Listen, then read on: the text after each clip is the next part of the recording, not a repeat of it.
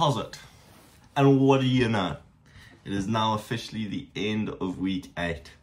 Oh my goodness, what an absolute tragedy it's been. Not only has it been, you know, the end of another week, which means it's one less week of the split, which is absolutely devastating, but I also broke my bottle. Give me a second. Look at this shit. Oh, what the fuck? How did I show it? But it's broken. Like, whole, you know? Not good. This bottle has been the best bottle I've ever bought, and I'm genuinely devastated that it's broken. Genuinely. Like, I'm gonna have to buy a new one now. And I don't know where I'm gonna fucking get the schmeckles to do that. So, you know, a bit of a snag, bit of a small kerfuffle I found myself in. So, whatever. End of week 8. Sent it off with a bang with a full arm day, as you're currently watching. So we started off with a little bit of front raised tings with the cable machine, you know. The usual. The shoulder was a small bit sore, so I was like, fuck, let me not tamper with doom, you know. Let me not tempt fate.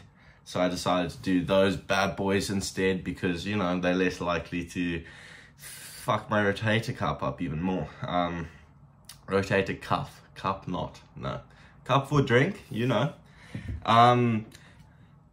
Then we went on to do... In terms of shoulders, we did lateral raises and rear delts with rope face pulls on the cable machine. You know, all of the shoulder movements, I went quite light and just really focused on that squeeze tension and the, you know, tensioning of the muscle, the delt, you know, whatever. With the exception, no, not with the exception, but with rear delts, the rope face pulls, I did drop sets. I don't know why I've started enjoying drop sets for them. I think it's just because it fries them so quickly, and I don't really, it's one of the more difficult movements for me to grasp and feel the like immediate pull and tensioning.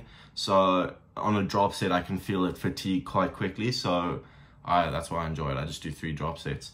Then we went in terms of biceps, we did V-bar, cable, on the cable machine, V-bar, just curls, yeah. Just for the warm-up, fry them out. I actually warmed up with just light dumbbells, little squeeze, get the blood flowing sort of thing.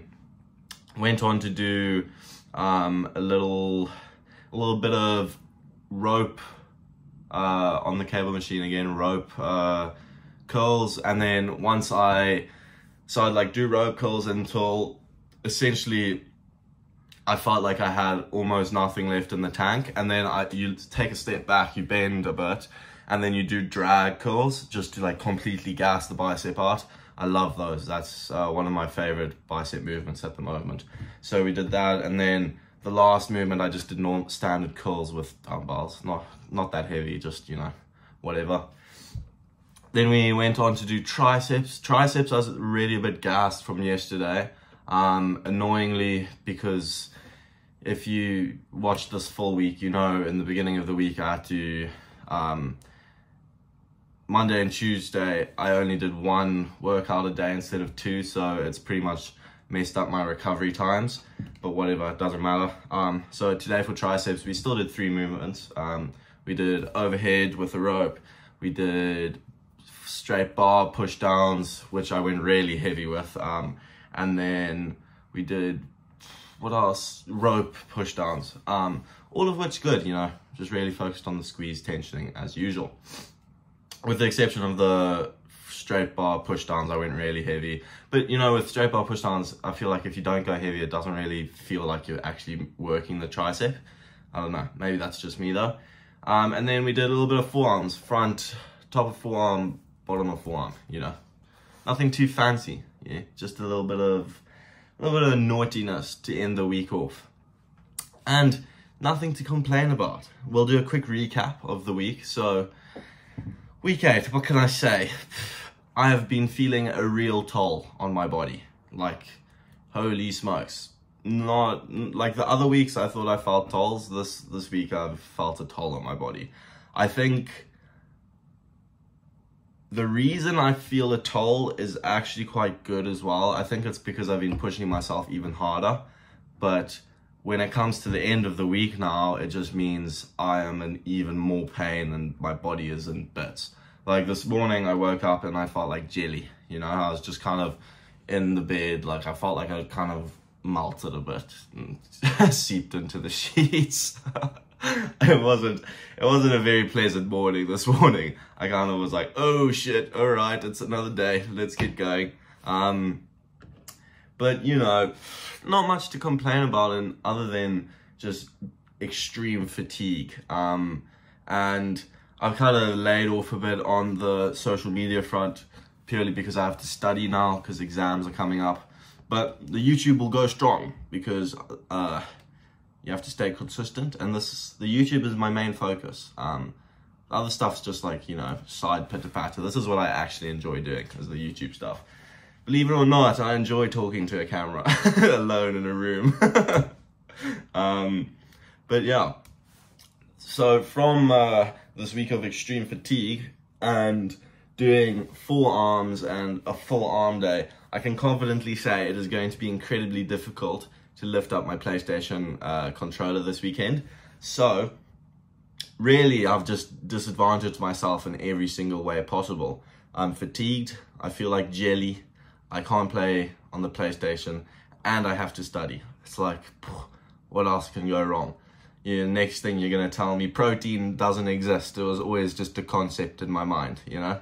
Well, fuck, what else is there in this world then, you know? Whatever. Also, quick correction from a couple of videos ago when I was doing leg squat focus, when I was doing split squats. I got informed by one of my friends that, in fact, split squats are predominantly used for this, like the definition and, you know, the deep cuts between all your quad muscles. Now, I didn't know that was a thing. And I guess it kind of does make sense to an extent, but that got me thinking, and that's probably what I'm going to do a little bit of research and looking at this weekend, is for every muscle group, is there a specific couple movements, or type of movements rather, that focus on defining the muscle rather than growing it?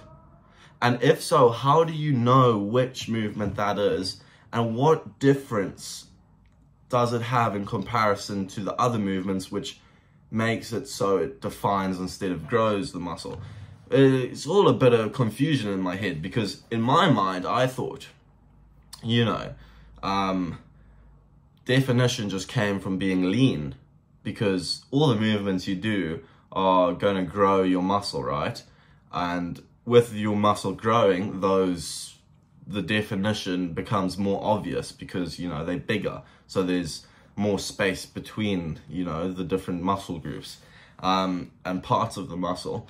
But no, apparently, and then as you get leaner, you're like just able to see them more and you see the definition more. But I guess it kind of does make sense as well to an extent, because with abs, when you train abs, it kind of just gives you deeper ab cuts, like lines. Quite a bit of kerfuffle, if you ask me. But you know, it's a little bit of something I can go into and plan on learning during this weekend. You know, keep that mind active. Not only am I going to study for my exams, but I'll also study for the improvement of my gym. And so should you, yes, because as I always say, I'm no doctor, no genius, no scientist, no anything really. I'm just some fella. That's so dumb. So take everything I say with a grain of salt, eh? Because I would hate to be the source of misinformation. So go do your own research like I'm about to go and do now. And before you listen to any of these fellas on the big wide bad internet, make sure you've backed it up, what they've said, with real research. There's no, you're not going to see drastic progress if you aren't willing to put in the time and effort to figure out why the drastic progress happens, you know? Well, I hope that's been a little bit of food for thought, and you can implement Schmidgen into your lives. But anyway, thanks for watching. I hope you've enjoyed, and we will see you tomorrow. Enjoy your weekend.